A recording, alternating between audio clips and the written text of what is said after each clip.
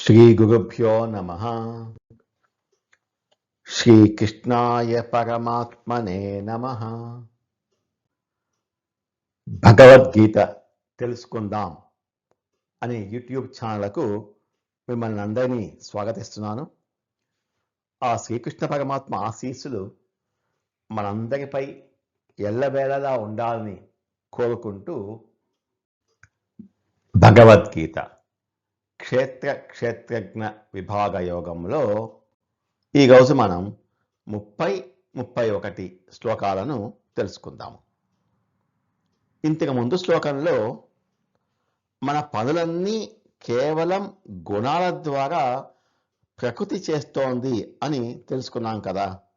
మరి ఈ లోకంలో ఇన్ని రకాల ప్రాణులు, ఇన్ని ఆకారాలు, ఇంత వైవిధ్యం ఎలా వచ్చాయి?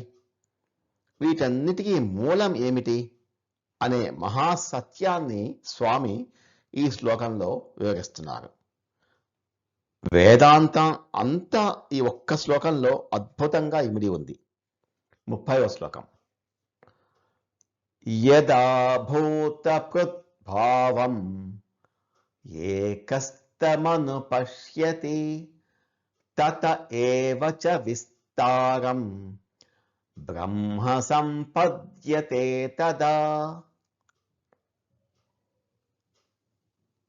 భూత పృథగ్భావం ఏకస్థం అనుపశ్యతి.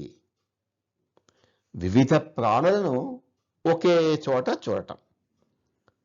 భూత పృథగ్భావం, వేరువేరుగా కనిపిస్తున్నటువంటి ప్రాణులు అన్నీ ఈ సృష్టిలో దేవతలు, మనుషులు, జంతువులు, చెట్లు, క్రిమికీటకాలు లాంటి కోటాను కోట్ల జీవరాశులు ఉన్నాయి.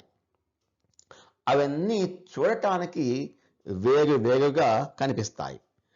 అజ్ఞాని ఈ భేదాలను, తేడాలను మాత్రమే చూస్తాడు. ఏకస్థం అనుపశ్యతి, ఒకే పరమాత్మ యందు ఆశ్రయం పొంది ఉంది అని తెలుసుకోవటం. ఈ అనంతమైన వైవిధ్యం అంతా ఆ ఒక్క బ్రహ్మము అంటే పరమాత్మ యందే స్థితమై ఉంది అని జ్ఞాని తెలుసుకుంటాడు.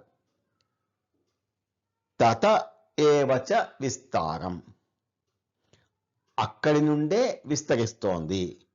ఈ సృష్టిలోని ప్రాణులన్నీ స్వతంత్రంగా ఎక్కడి నుంచో ఊడిపడలేదు. అదంతా ఆ పరమాత్మ యొక్క సంకల్పమే, విస్తరణే.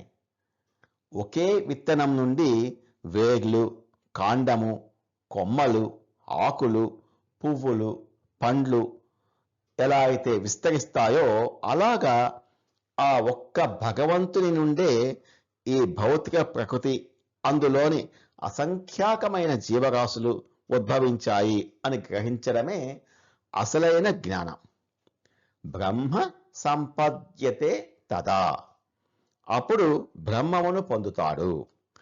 ఎప్పుడైతే మనిషి నా కులం వేరు, నా ఆకారం వేరు, వాడు నాకంటే తక్కువ లాంటి ఈ భౌతికమైన హద్దులను దాటి ఆలోచిస్తాడో అప్పుడే అతనిలోని అహంకారం నశిస్తుంది.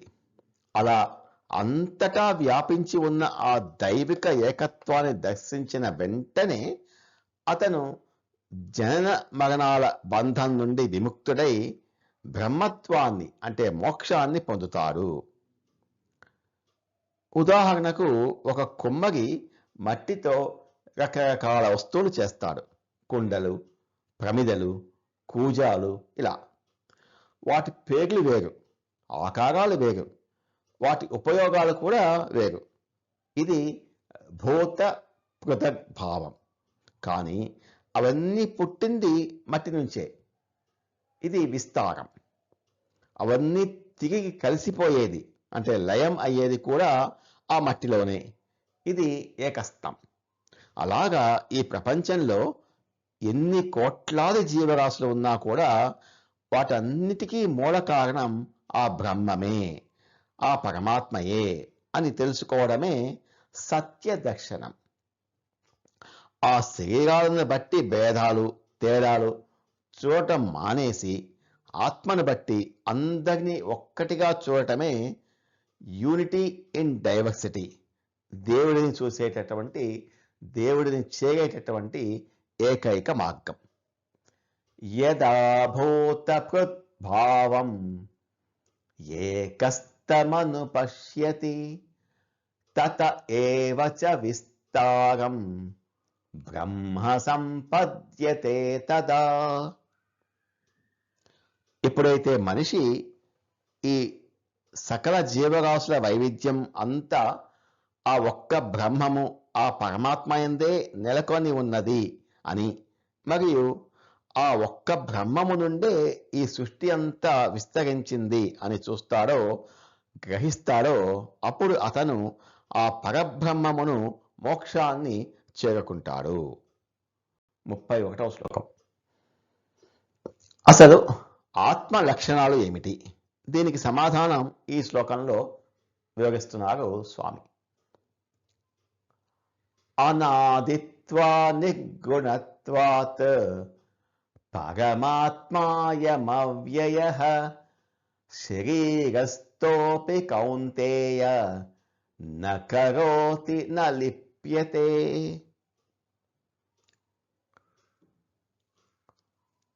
ఆత్మ లేదా పరమాత్మ ఈ శరీరంలో ఉంటూనే ఈ శరీరపు మురికిని, పాపాలను ఎందుకు అంటించుకోవడం లేదో 3 పదాల్లో చెప్తున్నారు స్వామి.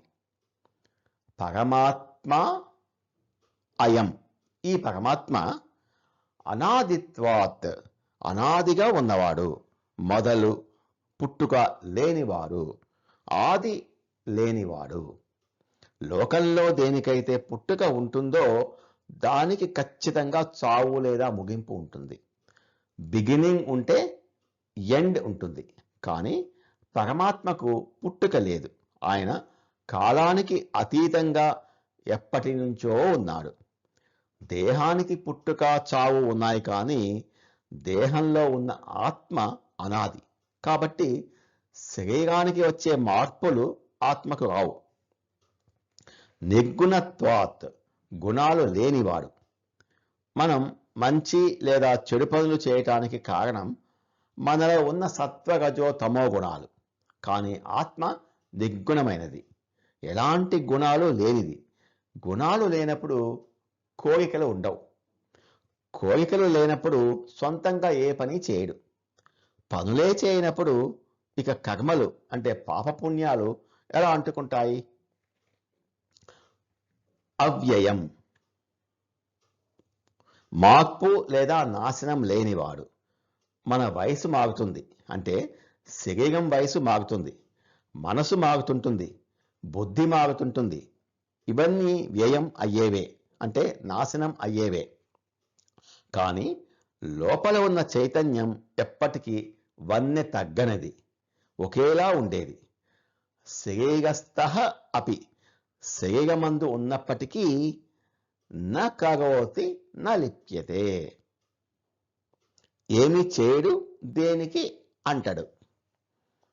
పైన చెప్పిన 3 లక్షణాల వల్ల, అంటే అనాది, నిర్గుణం, అవ్యయం వల్ల పరమాత్మ ఈ అపరిశుభ్రమైన శరీరంలో నివసిస్తున్నప్పటికీ ఆ శరీరపు దోషాలను ఏమాత్రం అంటించుకోడు. నలిప్యతి. తామరాకు మీద నీటి బొట్టులాగా తామరాకు ఎప్పుడు బురద నీటిలోనే ఉంటుంది. కానీ మనం ఆ ఆకు మీద ఒక నీటి బొట్టు వేస్తే అది ఆ ఆకును ఏమాత్రం తడపదు. ముత్యంలాగా అటు ఇటు దొర్లుతుందే తప్ప ఆ ఆకుకు అంటుకోదు. అలాగా స్వచ్ఛమైన ఆత్మ ఈ బురద వంటి భౌతిక శరీరంలోనే ఉన్నప్పటికీ బురద ఏమాత్రం అంటుకోకుండా ఒక తామరాకు మీద నీటి బొట్టులాగా నిర్లిప్తంగా ఉంటుంది. ఈ శరీరము ఒక ఇల్లు లాంటిది. అందులో దిగినవాడే, అందులో అద్దెకు దిగినవాడే ఆత్మ. ఇల్లు పాడైపోయినా, పాతబడిపోయినా అది ఇంటికి సంబంధించిందే తప్ప లోపల ఉన్న అద్దెలో ఉన్నటువంటి ఆత్మది కాదు. ఇల్లు మరీ పాతదైపోతే ఇంకొక ఇంటిలోకి అద్దెకి మారిపోతాడు. నేను ఈ కర్మలకు అతీతుడిని అని తెలుసుకోవడమే అజ్ఞానాన్ని పోగొట్టే మార్గం.